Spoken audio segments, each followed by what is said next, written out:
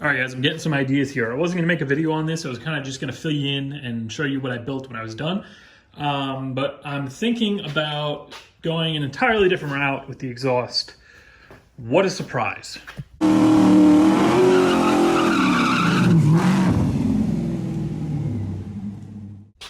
So, as of right now, I picked up a Speed Engineering. It's like a universal make your own exhaust kit. It's all 3-inch piping, stainless steel, comes with some clamps, whatever. I'm going to be welding most of everything. And it was like 140 bucks. And my plan with this is to build the Y pipe, reuse that Flowmaster merge, and then I'm just going to tuck that or, couple it to the 4-inch Mufflex that's in there. But now I'm like, I've been at it for probably like 2 hours, 2-3 hours now. And I might just go for it and do my own true dual thing. Now, the only thing I would have to change, well, first of all, the whole Mufflex got to go out the back. But I would pick up the Speed Engineering True Dual kit that they have for a 4th gen Camaro. Problem with the system that everybody seems to say, it's very, very loud. It basically has 2 SLP loud mounts at the back. They might actually be a little bit smaller than that. That's it for mufflers. Now, I could probably find something that's going to be quieter. It's going to have to be a bullet, but I could probably quiet it down somehow, so I'm not too worried about that. I'll drive it around loud for a while, and then once it annoys the shit out of me, I could change it.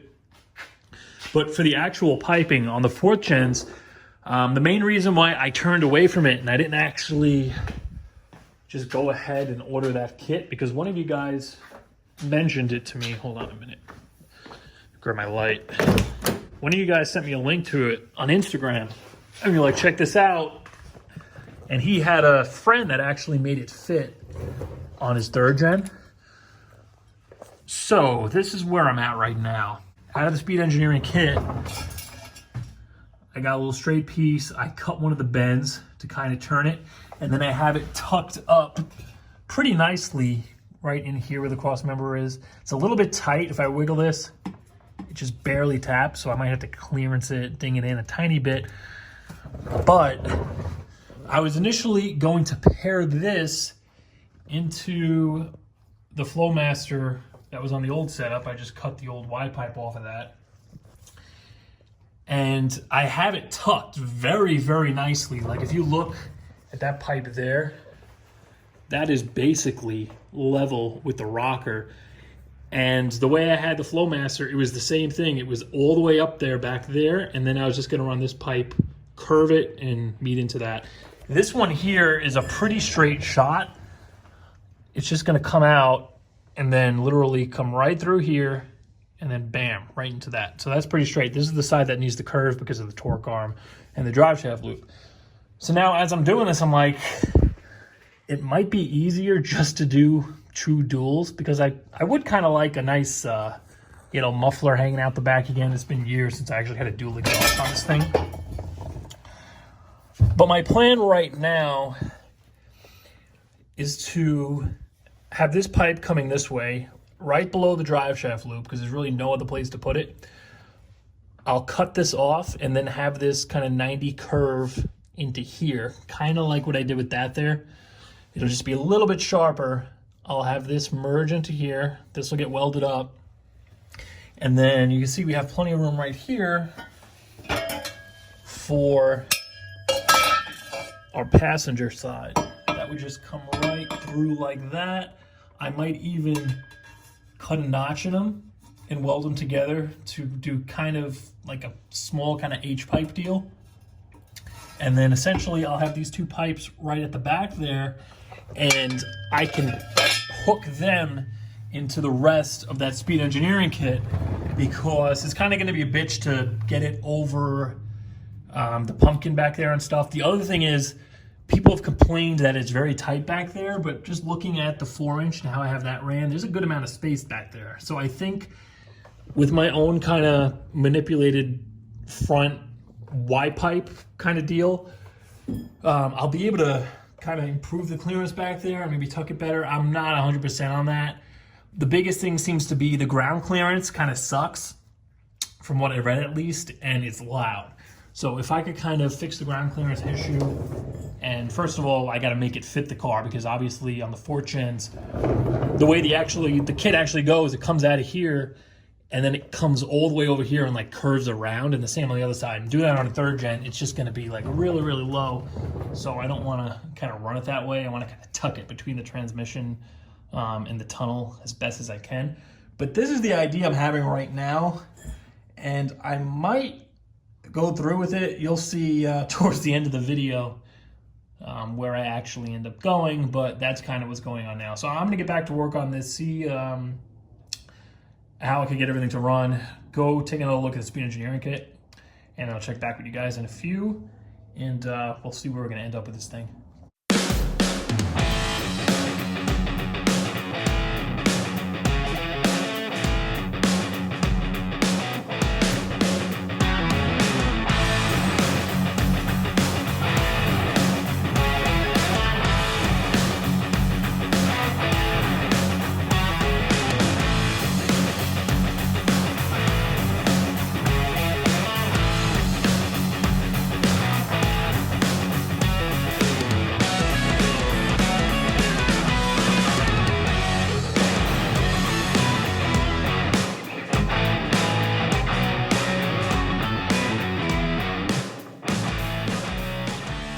All right, guys, so my decision has been made. It's actually the next day. I did a little research and kind of, tried to balance out what I have and what it'd be like to do the true duals. I decided I'm going to stay with the 4-inch Mufflex for now. It seems like getting a whole nother kit, having to get my own mufflers, because I know it's going to be loud as shit, and just having to kind of fab that into the Y pipe I'm making, because that is a 4th gen kit, so it's not going to be bolt onto this car. It seems like too much work, too much time. It's going to put me back at least a week. So I'm running the Mufflex. I actually made pretty good progress so far. So as for the Y pipe, I didn't do anything else with that. I've been working on the back because I realized I had to figure out where I want this merge to go before I actually tie the Y pipe into it. So what I did was take the 4-inch pipe down, this elbow that goes up and into the muffler. I pulled that down. I marked where I wanted it. It used to come out to like here. So I cut maybe a foot off of that. And I decided to mount the merge right up in here under the drive shaft next to the torque arm. And my kind of method behind this is because I need a spot. Well, I want the tightest spot for these pipes to pass up and get into the Y pipe without hanging down. So this one here, I can run right through here. This is the highest spot, and then I could just curve it right through the notch in the cross member, and then that could go right to the collector. For the other side, it was a little bit tighter, so I decided to run it right between here and the torque arm. It's not going to be, up there too far, but enough where I can kind of do that with it. And it's still going to hang a little bit, but that's basically as high as I can get in this area. And that'll just kind of curve and go right into here. For the back, I'm either going to love this or I'm going to hate it. Now, the way I had it before with the 3-inch, I had just a slip connection with a clamp on there. So whenever I had to pull the Y pipe down, the damn thing would be just stuck in there. Especially doing it on the ground, you got to twist the Y pipe, try to get it out. I welded a 4-inch V-band on here right now. One end is welded good to that back piece of pipe. This, I literally just tacked it on there because I actually angled this up. You can actually see this right here is pretty much the low point in the entire exhaust system. Our extension on the collector there is pretty flush. It's basically the same height as the transmission crossmember. Over here, it's that V-band. So that's either gonna scrape on everything. I'm not gonna know until this thing's on the ground. It looks like it's definitely as tucked as it's ever been. That merge has never been that high before. So I don't think that's really gonna be an issue. But we'll find out once the thing's actually on the ground. And yeah, obviously for this, it's gonna be so much easier to pull this thing down, just to pull the V-band off and pop the Y pipe out. We're gonna have those kind of slip band connections at the collectors, so that's gonna be easy to come off. All I really have to do back there is clamp this to where it goes up over the axle, and then I have to kind of adjust the muffler. The thing with this system is, or at least with the exhaust setup, running a single big pipe going out the back like that, you kind of have to weigh your options and equalize the height of the muffler and this pipe, because you can see as this comes down, it kind of does that. It's not like a perfect angle where it comes out and it's just dead straight. So I had to kind of take that into account, and that's why we have that just slight little dip right there. That's as tucked as I could get it, and I'm really, really happy with that.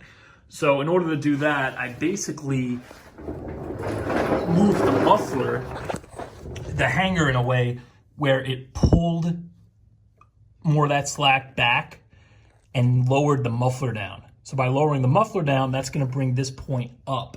And I equalize it in a way where the muffler isn't hanging stupid low, it's still straight, but at the same time, I do have plenty of room over the axle, if you can see that.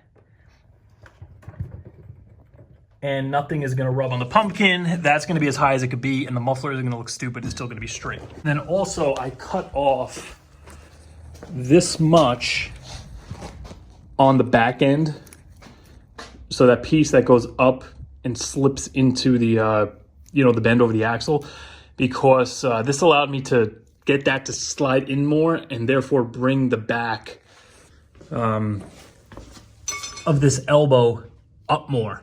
So I was able to get a little more tuck by doing that.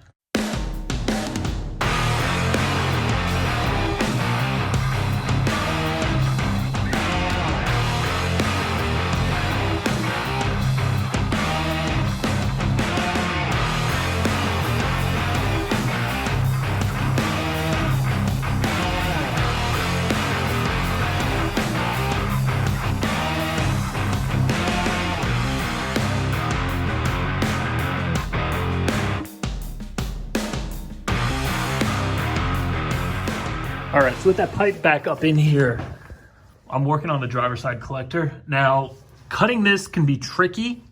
It's really just some tedious shit when it comes to like building an exhaust, because you're basically manipulating these hard 3-inch pipes to flow and bend exactly where you want them.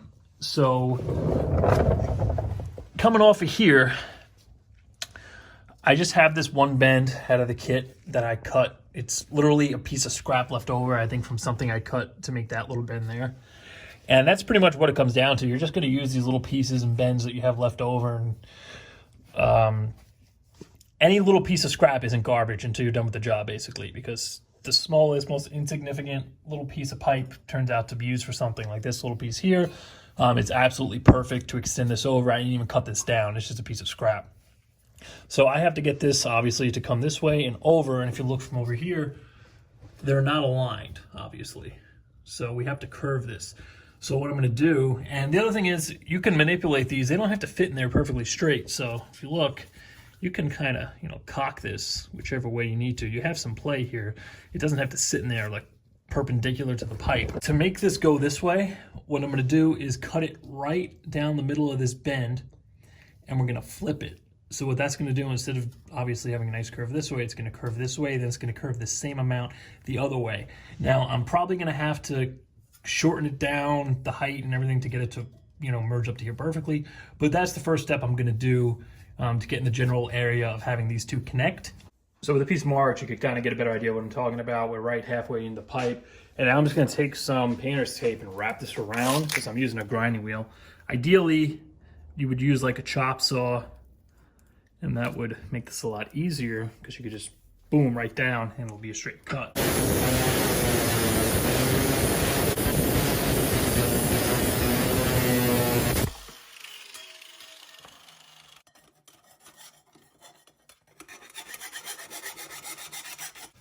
So coming out of the wire, first thing I did was flip this over, because this cut is just crap and jagged. So I just flipped it and I put that end in there. Now, like I mentioned, you can see we have a good amount of slack to kind of angle this wherever we want it.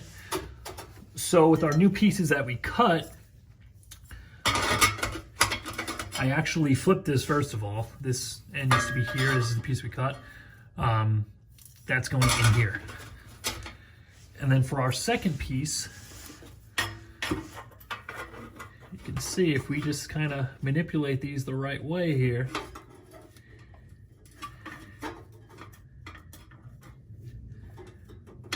bam, right where we want to be.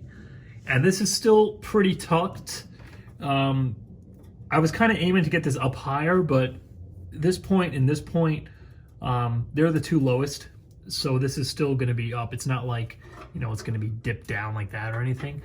But this actually fits really freaking nicely. And I'm looking here and I don't see any big gaps or anything. Everything is pretty damn flush.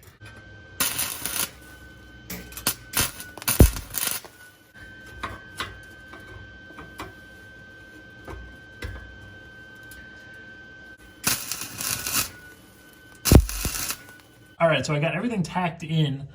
I couldn't be happier with the way these met up. Just beautiful, beautiful butt connections here. No giant gaps to try to fill. Driver's side came out exactly where I wanted it. I have it nice and tucked up. Obviously, I'm going to have to kind of play around with this for the final install because the jack stand's holding it in like the optimal position.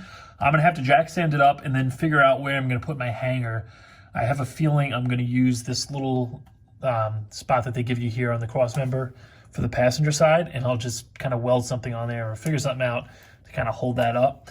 And then something in the back, maybe around the V-band. I'll try to get something over there.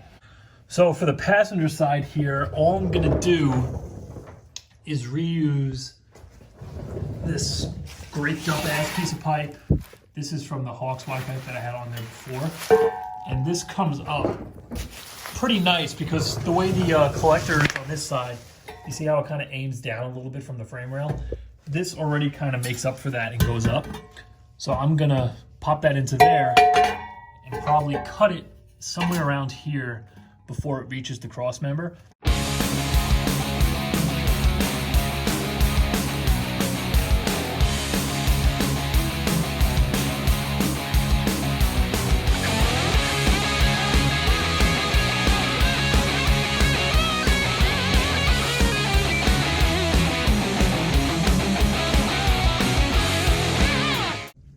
All right, guys, so I'm on my last piece, and I'm going to bring you in close here as soon as I find my marker, because I want to show you exactly how you get the right angle to make a connection, because I know this is going to be probably the most confusing part.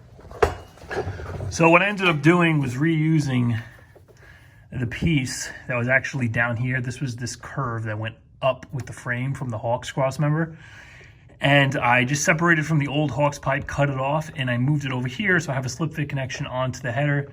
And then I was able to use the slip fit here to kind of make this angle kind of go that way and, you know, whichever way I wanted it to. Then I just put a little bend this way and I have it going up like that. And that's definitely higher up than the old cross member because before, this was coming off the collector. This was that piece of pipe. And this collector here kind of aims down a little bit. So that was going like that. And you could see, instead of it kind of curving up at this point, it had a straighter piece and then it curved up down here. So it was definitely lower in this area. So I definitely, so I tucked that up a bit more. But as for the actual cut,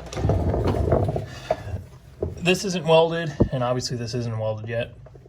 So I have to make this straight piece of pipe made up with that one. And all you gotta do, I pretty much got this where I want it. You see our connection is made there real nicely. But when we come to this end, that's not gonna fit. I gotta match that end to meet the angle of the pipe. The length I'm not concerned about because that's a slip fit and I have a good chunk in there. I could always pull that out to make it longer after I make this cut. So with that in place there, all we're gonna do is come in, we're gonna look at our pipe that's already kind of, you know, tacked into place, the one that's stationary.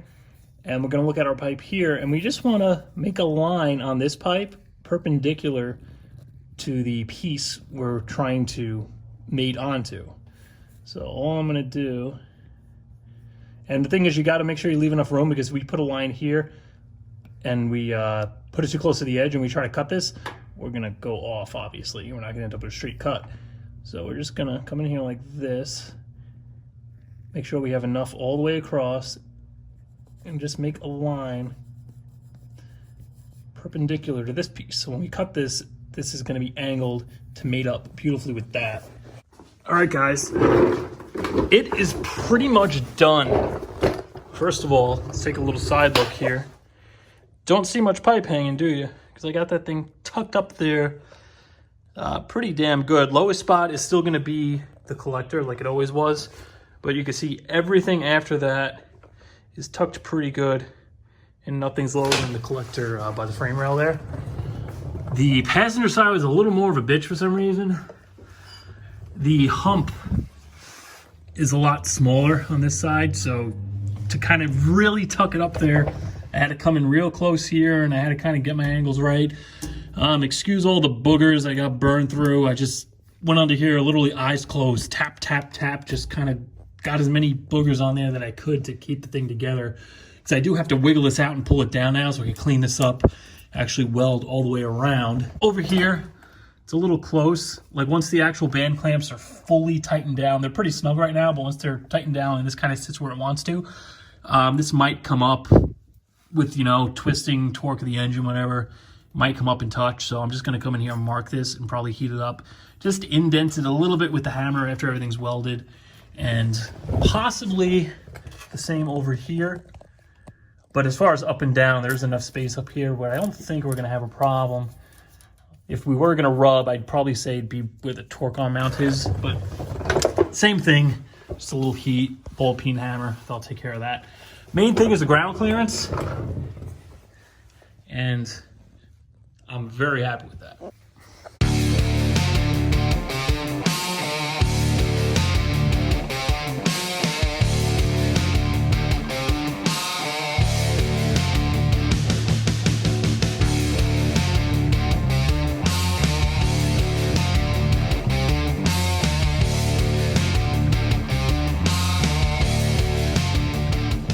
All right, guys, welding is done. I just flat disced the whole thing. Right now, we're gonna pop it back in the car, make sure nothing got tweaked, make sure everything still bolts up fine. Clamp it down, and then I'm gonna go towards the back, get the muffler into position, clamp that down. Pretty much everything from that 4-inch V-band back set up. And I'm gonna come in here and mark, just with a Sharpie, those little tight spots where it's kind of right near the cross member. And we're gonna circle them out, come back, heat this up a little bit, kind of ding it in just a little bit in those spots so it doesn't give us problems later on. And then I'm gonna go and hit it with a few coats of flame proof. This is stainless pipe, but unfortunately I'm just using a MIG welder with like flux core, so the welds are gonna all rust. I don't really care how this thing looks. It's under the car, it's gonna get scraped probably anyway, even as well as I have it tucked, but I wanna at least keep the welds from getting all rusty and gross. But if we come in closer here to my booger welds, all of the kind of joint connections, especially where the pipe wasn't perfectly like flush and there was a tiny bit of a gap, I was having a lot of burn through problems. I'm terrible not only at welding thin stuff, but wherever you kind of have like a joint like that, I tend to burn through a lot. I think it all comes down to me just not being patient. You know, when it comes to this kind of like, I don't want to say intricate, kind of, you know, repetitive work where we just have all these welds that need to basically get the same treatment. I get a little lazy and I kind of get ahead of myself. I work a little too fast. I ended up heating up the metal too much and I burn it through. That was kind of up here. As I got further towards the front and I was kind of finishing up, I kind of slowed down and I started just giving it a little on and off kind of dabs, let the metal cool a second, hit it again, let it cool. And I just did that all the way around. And those ends came out better. But all these are complete. I shined a light in there. There are no little pinholes or anything like that. And yeah, I'm pretty happy with the way this came out. I mean, for basically just $140 worth of pipe, The fitment is going to be second to none for my car. I got this thing as tucked up as I could get it.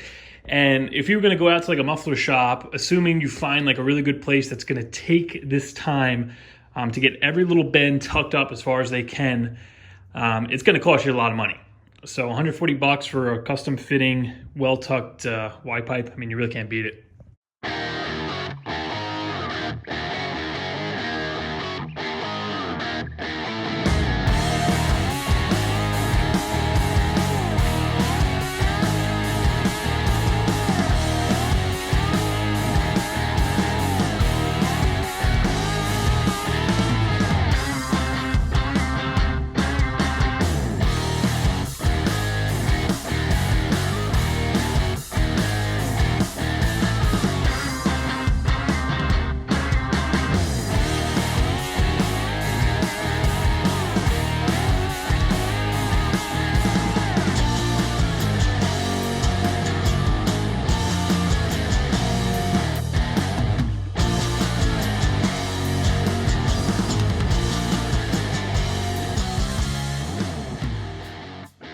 All right, guys, so my connections are made.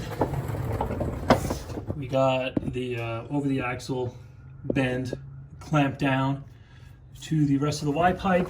It's actually supporting itself quite well. It's actually off of that jack stand there, but I still am going to try to either put a hanger in the spot where I had my old one or somewhere over here, depending on how I mount these and what kind of hanger I actually use. I still have the zip tie in here. I have the jack holding it level for now, and I got it right where I want it. I got the tip adjusted, that clamp tightened down. All you need to do is make a hanger for that, put a piece of rubber or something in there and a bracket, and do something over here for the tailpipe side. So that's not too big of a deal. I'm gonna leave the jack under for now. But before I pull the Y pipe down again to paint it, I mean, we have to start it up. All our connections are made. Let's see what the new 4-inch system is going to sound like. So just keep in mind now, the two front collector clamps, they're not fully stretched and clamped down. They're just on there snug enough to hold the pipes up and nothing's going to slip down. I don't want to do the final tightening on them because they have a goop kind of in between the two connections where it seals up once you tighten it. So once that's painted and in for good, I'll tighten that. But here we go. Let's see what that 4-inch max flow sounds like.